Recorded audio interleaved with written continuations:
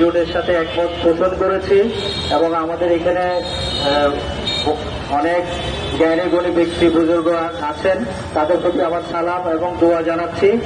আমরা সবাইকে আসসালামু আলাইকুম এবং যারা মিডিয়া ভিত্তিক আছেন তাদের প্রতিও ভালোবাসা, আন্তরিকতা, মমতা থাকলো। আমরা এই মানবিক পার্টি থেকে আমরা বলতে চাই, সেবা উত্তম ইবাদত। আমাদের একটা ডায়লগ আছে, আমরা বলে থাকি, ভালো মানুষ, ভালো দেশ, স্বর্গভূমি বাংলাদেশ।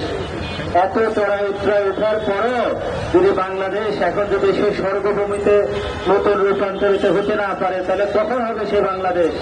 আমরা সবাই চাই সেই নতুন বাংলাদেশ গড়ে উঠুক, ন্যায়ভিত্তিক মানবিক সমাজ একটা গড়ে ওঠা উচিত, নতুন দৃষ্টিভঙ্গি যেখানে থাকবে মানুষের সম অধিকার, নিরাপত্তা, সম্মান, শ্রদ্ধা, একে অন্যের প্রতি মমতা ও ভালোবাসা।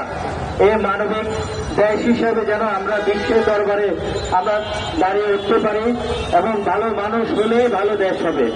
আর ভালো দেশ হলে আমরা বিশ্বের কাছে আমাদের মাথা উঁচুতে করা সম্ভব।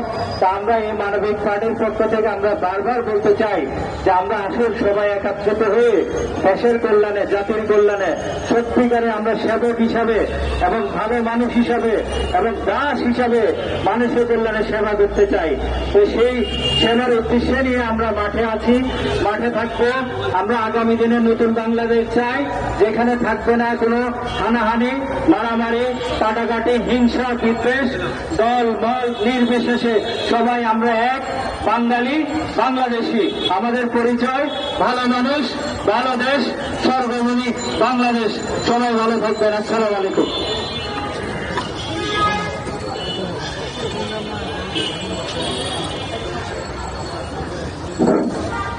ধন্যবাদ সদস্য সবাইকে। এই পর্যায়ে আমাদের মাঝে বক্তব্য রাখবেন মাওলানা আলতাফ সাহেব, আমাদের জোটের চেয়ারম্যান।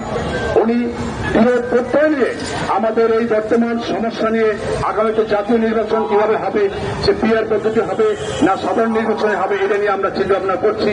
সরকার এবং নির্বাচন কমিশন এবং বহু দল যারা অধিকাংশ দল যে মত দিবেন আমরা সেই মতে আছি। আমরা নির্বাচন চাই এবং নির্বাচনের মাধ্যমে একটা সরকার হোক এবং সেই সরকার ইসলামিক কায়দায় হোক এবং যুগ যুগ ধরে ইসলামকে অবজ্ঞা দিয়ে যারা করছে তারা ইসলামের মূল দৃষ্টান্ত কোরআন ও সুন্নাহর আলোকে আমাদের গণতন্ত্র হোক, আমাদের সংবিধান রচিত হোক। সেই আলোকে এখন আমরা দেখতেছি এখন সময় সুবর্ণ সুযোগ এসছে এবং আমাদের এই জাতীয় ঐক্যজোট ধীরে ধীরে আমরা এগিয়ে যাচ্ছি এবং আমাদের এখন আমাদের এই লক্ষ্যে আমরা কাজ করে যাচ্ছি। আমরা যেন আমরা নির্বাচনের দিকে এগিয়ে যেতে পারি এবং সুন্দর এবং সুষ্ঠু নির্বাচন যেন হয় আগামীতে এবং সঠিকভাবে আমরা যেন মৌলিক ইসলামিক যে মানবাধিকার এবং কোরআন ও সুন্নাহর ভিত্তিতে আমরা সমাজ করতে পারি, সেই লক্ষ্যে কাজ করতে পারি। সেই আপনাদের আশীর্বাদ এবং আপনাদের দোয়া চাই। এই বক্তব্য শেষ করছি। খোদা হাফেজ। বাংলাদেশ জিন্দাবাদ।